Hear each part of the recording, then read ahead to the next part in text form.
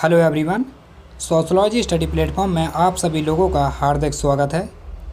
और ये आज की क्लास है आपकी यूपी टीजीटी और पीजीटी। ठीक है, विषय है आपका समाजशास्त्र। प्रैक्टिस सेट आपका ये 13 है। इसके पहले वाले प्रैक्टिस सेट 12 ऑलरेडी डिस्कस हो चुके हैं। आप प्ले लिस्ट में जा कर के चेक कर सकते हैं, आपको सारे लेक्चर मिल जाएंगे। क्रम बाई क्रम पड़े हुए हैं, उसको देख सकते हैं। और इसमें आपके सुपर 20 MCQ हैं, जो कि सभी लोग जानते हैं, जो सेशन को देखते हैं डेली उनको पता ही है कि सर कैसा पढ़ाते हैं और क्या क्या कंटेंट लेकर के आते हैं। बहुत यूज़फुल कंटेंट रहता है आप लोगों के लिए, तो उसी बेस पर रहते हैं। और जितने लोग आ गए हैं सेशन को, सभी लोग सेशन को लाइक करें और साथ ही साथ अपने व्हाट्सएप ग्रुप में शेयर कर दें। लाइक भी करते जाएं और साथ ही साथ सभी लोग शेयर भी करते हैं, जिससे और भी लोग आएँ और आपके भाई बंधु जो रह गए हैं शेयर नहीं, सभी लोग आएँ, इस क्लास को ज्वाइन करें। बहुत ही यूज़फुल होने वाली है, बहुत ही इंटरेस्टिंग, मज़ा आने वाला है इस क्लास में। चलिए, 2 लाइनें आपके लिए क्लास स्टार्ट होने से पहले मोटिवेट होना बहुत ज़रूरी है कि माँ तेरे पसीने की हर एक बूंद को मोती सा चमकाऊंगा। तू सपने बड़े देखना, तेरा पूरा करके शेरनी दिखलाएगा। वाह क्या बात है। इसी के साथ 2 पंक्तियाँ थी ये जो हमने आपके सामने पेश की। चलिए स्टार्ट करते हैं आज की क्लास का। फर्स्ट MCQ आपके सामने है और सभी लोग सेशन को लाइक करते जाएँ भाई। जितने लोग आ गए हैं सभी लोग लाइक करते हैं। लाइक की संख्या बहुत कम आती है आपकी, ये देखते हैं हम, लाइक नहीं करते हैं आप लोग। और ये आपका यहाँ 241 से चलेंगे, क्योंकि 240 MCQ आपके ऑलरेडी डिस्कस हो चुके हैं, पहले ही हमने बता दिया है। और डेली क्लास चलती है, आपका 13वां लेक्चर है इस सेशन का। और ये 241 प्रश्न है। निम्नलिखित में से कौन सा आर्य विवाह कहलाता है? ए है लड़का लड़की अपनी इच्छा से विवाह करते हैं। बी जब कन्या का विवाह पुजारी के साथ कर दिया जाए। और सी है लड़का लड़की को प्राप्त करने के लिए पूर्व लड़की के पिता को गाय दे लड़की के पिता को। और डी है लड़की का पिता लड़के को दायित्व निभाने के लिए कहे और लड़की का विवाह कर दे।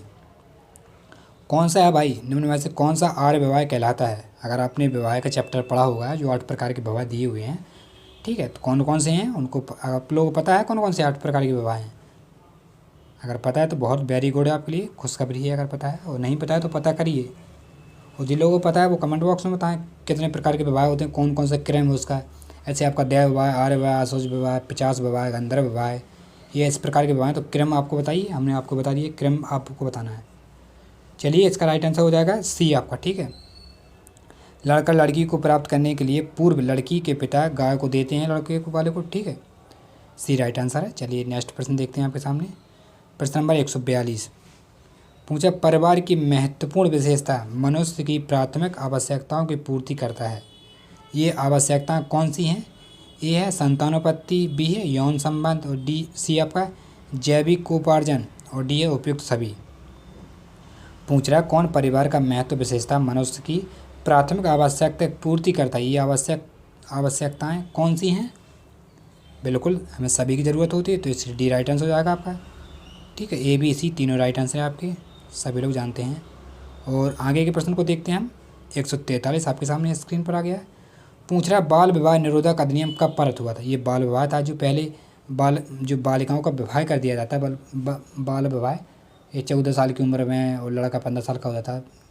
वो सीरियल भी चलता है बाल विवाह, एक देखा होगा आप लोगों ने। ए में है 1929, और बी में आपका 1875, और सी में आपका 1941, और डी है 1961। किस डेट में यह अधिनियम पारित हुआ था? बाल विवाह निरोधक अधिनियम कब हुआ था? 243 का प्रश्न क्या है? ये है प्रश्न, और इसका आंसर क्या है? बिल्कुल, अगर प्रश्न पता है तो आपको आंसर भी पता होगा। 1941, बिल्कुल सिंपल है। 1941 नहीं, इसका जाएगा 1929। ए राइट आंसर हो जाएगा, सी नहीं आपका, ए राइट आंसर है। 1929 में पारित हुआ था, और मिस्टेक हो गया है। नेक्स्ट प्रश्न आपके सामने 244 पूछा, मध्यम वर्ग सिद्धांत को मार्क्सवादी रूपरेखा के अंतर्गत निम्नलिखित में से किसने प्रतिपादित किया? ए है कॉलिंग्स ने, बी है कोजर ने, और सी आपका हेडरनफोर्ड ने, और डी है एलेंग्स ने। किसने किया था मध्य वर्ग सिद्धांत को मार्क्सवादी रूपरेखा के अंतर्गत किसने प्रतिपादित किया था? सभी लोग इसका आंसर दें। प्रश्न नंबर 244 आपके सामने प्रश्न है।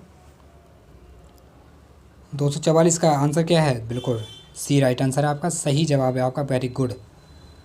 हेडरनफोर्ड। आपकी तैयारी काफ़ी अच्छी हो चुकी है इस वजह से, इसलिए आप अच्छे आंसर दे रहे हैं। इस बार आप बिल्कुल फाड़ देंगे यूपी पीजीटी या टीजीटी। नेक्स्ट प्रश्न 245 पूछ रहा है, जब समाज में वह कौन सा मूर्त संगठन है जिसका संबंध प्रत्यक्ष रूप से सामग्री समाज के लक्ष्यों से होता है? ए है व्यक्ति, बी है राजनीतिक संस्थाएं, और सी आपका संस्थाएं, और डी है सरकार। प्रश्न नंबर 145 आपके सामने प्रश्न है और इसका राइट आंसर बताएं। 145 का क्या हो जाएगा? 245 है आपके सामने, 145 नहीं है, 245 लिखा है। क्या आंसर है 245 का? बिल्कुल डी है सरकार, डी राइट आंसर है ये। और चलिए आगे के प्रश्न पर चलते हैं। ये रहा आपका 246 पूछा, पूंजीवाद की कौन सी विशेषता है? ए है शोषण, बी है एकाधिकरण, और सी है आपका बड़ी मात्रा में उत्पादन, डी है उपयुक्त सभी। पूंजीवाद की कौन सी विशेषता है? ये कार्ल मार्क्स का प्रश्न है, कैपिटलिज्म। कौन सी विशेषता है पूंजीवाद की? प्रश्न नंबर 246 बिल्कुल उपयुक्त सभी है, तीनों राइट आंसर हैं, इसलिए डी राइट आंसर हो जाएगा। शोषण भी है, अधिकरण भी है, और बड़ी मात्रा में उत्पादन। नेक्स्ट प्रश्न आपके सामने 247 पूछा, निम्नलिखित में से कौन सा विनियम से संबंधित है नहीं है? ठीक है, ए है होमन्स, और बी है क्रॉन, सी आपका बिलाउ, और डी है मास। कौन है जो विनियम के सिद्धांत संबंधित नहीं है सिद्धांत से? प्रश्न नंबर 247 और क्या हो जाएगा 247 का? सभी लोग भाई आंसर दें, आंसर नहीं देते हैं आप लोग, क्या बात कर रहे हैं? आंसर तो दिया करें, कम से कम गलत या सही हो जाए उससे कोई फ़र्क नहीं पड़ता, लेकिन आंसर देना बहुत ज़रूरी है सेशन में, हमारे लिए नहीं बल्कि आपके लिए भी बहुत ज़रूरी है। अगर आप आंसर देंगे तो आपको खुद ही पता पड़ जाएगा कि आपका प्रश्न ये तैयार है कि नहीं है, और नहीं है तो तैयार हो जाएगा, उसमें कोई घबराने वाली बात थोड़ा नहीं, पेपर का भी टाइम है। और इसका राइट आंसर हो जाएगा आपका 247 का सी बिलाउ, सी इज़ द राइट आंसर आपका। आंसर दिया करें भाई, आंसर देना बहुत ज़रूरी है आपके लिए और हमारे लिए। नेक्स्ट 248 कुला प्रथा में प्रयुक्त शंख के हार को क्या कहा जाता है? ए है इवाली, बी है सोलवा, और सी है याम, और डी है गिब भावली। प्रश्न नंबर 248 आपके सामने है प्रश्न, और इसका राइट आंसर क्या हो जाएगा 245 का? सभी लोग आंसर दें। बिल्कुल इसका कुला प्रथा ये शंख का हार की बात करते हैं, सोलवा बी राइट आंसर है, बिल्कुल सिंपल है, उसमें क्या है। नेक्स्ट प्रश्न आपके सामने 249 अर्थशास्त्र किस भाषा में लिखी गई है? ए संस्कृत, बी हिंदी, और सी है प्राकृतिक, और डी आपका लापी। जो इकोनॉमिक्स है, अर्थशास्त्र है, और जो किसने लिखी थी अर्थशास्त्र? कौटिल्य ने। कौन सी भाषा में लिखी थी अर्थशास्त्र को?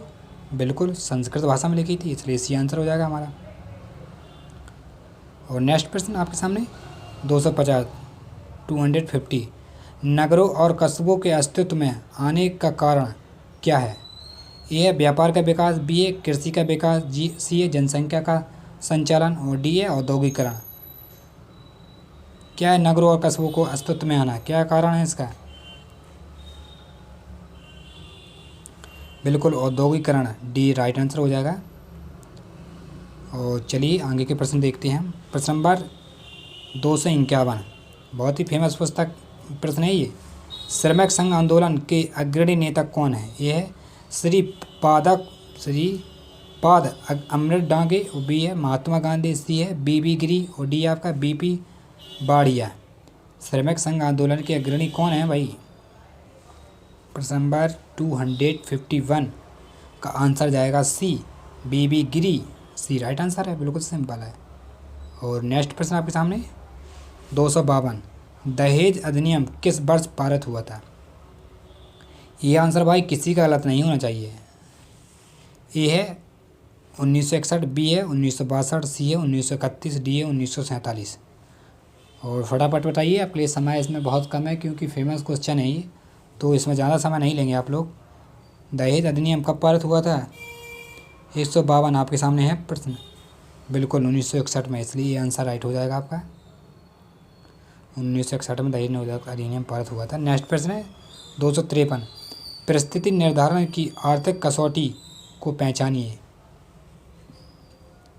ए है आयु, बी है लिंग, और सी है बंधुता, और डी आपका संपत्ति। प्रश्न नंबर 243 आपके सामने प्रश्न है, और इसका आंसर क्या है 243 का? 243 का आंसर बताएं क्या हो जाएगा। बिल्कुल राइट आंसर 253 है प्रश्न, और 253 का राइट आंसर हो जाएगा डी, संपत्ति। ठीक है, डी राइट आंसर है। और चलिए 254 पर आते हैं। पूछा जनमत प्राप्त किया जाता है, ए जनसंचार साधनों से, बी मारपीट तथा धमकियों से, सी पारस्परिक संबंधों से, और डी है धन की शक्ति से। जो जनमत प्राप्त किया जाता है और कैसे किया जाता है। आप जनमत प्राप्त करेंगे तो आप कैसे प्राप्त करेंगे, मारपीट से करेंगे, पारस्परिक संबंध से करेंगे, धन से करेंगे, कि जनसंचार साधनों से करेंगे, किससे करेंगे आप। बिल्कुल जनसंचार साधनों से ही आप जनमत प्राप्त करेंगे, इसलिए ए राइट आंसर हो जाएगा उसका। नेक्स्ट प्रश्न 255। किस प्रजाति समूह की अधिकांश जनजातियों द्वारा तिब्बतीय चीनी बोलियाँ बोली जाती हैं। ए है ऑस्ट्रेलियन, बी है मंगोलियन, और सी आपका अफ्रीकार्ड, और डी इनमें से कोई नहीं। प्रश्न नंबर 255। किस प्रजाति समूह की अधिकांश जनजातियों द्वारा तिब्बती चीनी बोलियाँ बोली जाती हैं। चीनी बोलियाँ बोली जाती, क्या आंसर हो जाएगा 255 का, क्या आंसर है। बिल्कुल राइट आंसर है इसका। 255 का आंसर हो जाएगा आपका बी, मंगोलायड। चलिए आगे का प्रश्न देखते हैं। 256। पूछा मध्य प्रदेश में संख्या के आधार पर कौन सी जनजाति सबसे अधिक है। ए है भूटिया, बी है गौड़, सी है भील, और डी है कोल। कौन सी जनजाति सबसे अधिक है मध्य प्रदेश में, एमपी में। प्रश्न नंबर 256। बिल्कुल गौड़ जनजाति सबसे अधिक है एमपी में, और सभी लोगों को पता है। नेक्स्ट प्रश्न 257। नगर एक ऐसी संस्था है जहाँ के अधिकतम निवासी कृषि कार्य के अतिरिक्त अन्य उद्योग में भी व्यस्त रहते हैं। ये परिभाषा किसने दी थी आपकी। ए है डेविस, बी है मैकाइबर, सी है बिलकॉस्ट, और डी आपका बर्गिल। किसने दी थी। नगर एक ऐसी संस्था जहाँ के अधिकतम निवासी जो हैं कृषि के कार्य के अतिरिक्त भी कार्य करते हैं। यह किस समाजशास्त्री का कथन है, किसकी परिभाषा है ये दिया आपका अब तक बर्गिल ने, इसलिए डी आंसर राइट हो जाएगा। नेक्स्ट प्रश्न 258। निम्न में से कौन अनुकूलन जनसंख्या सिद्धांत का समर्थक है। ए है ऑर्नेस ड्यूमा, बी है कार्ल सॉन्डल्स, और सी आपका एडविन केनन, और डी है टॉनीज। प्रश्न नंबर 258 आपके सामने है प्रश्न, और इसका राइट आंसर क्या हो जाएगा 258 का। बिल्कुल राइट आंसर दिया आप सभी लोग आंसर दें। सी राइट आंसर हो जाएगा, एडविन केनन का राइट आंसर है। बिल्कुल सिंपल है। नेक्स्ट प्रश्न 259। मध्य प्रदेश में युवा ग्रह किस जनजाति में पाए जाते हैं। ए है गौड़, बी है सहरिया, और सी है भील, और डी है कोरकू। कौन से मध्य एमपी में जो युवा ग्रह होते हैं किस जनजाति में पाए जाते हैं सबसे ज़्यादा। और इसका राइट आंसर हो जाएगा 259 का राइट आंसर आपका जाएगा बी, सहरिया जनजाति में। और लास्ट प्रश्न है इस सेशन का 260।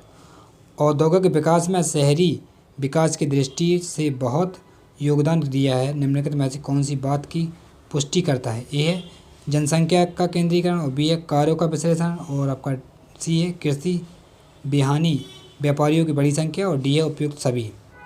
प्रश्न नंबर 260 आपके सामने है, और इसका राइट आंसर आपको बताना है। 260 का क्या आंसर हो जाएगा। वेरी गुड, आपका तो राइट आंसर है। और सभी लोग कहाँ गए भाई, क्लास को छोड़ दिए क्या, सभी लोग आंसर दें। इसका आंसर हो जाएगा D is the right answer.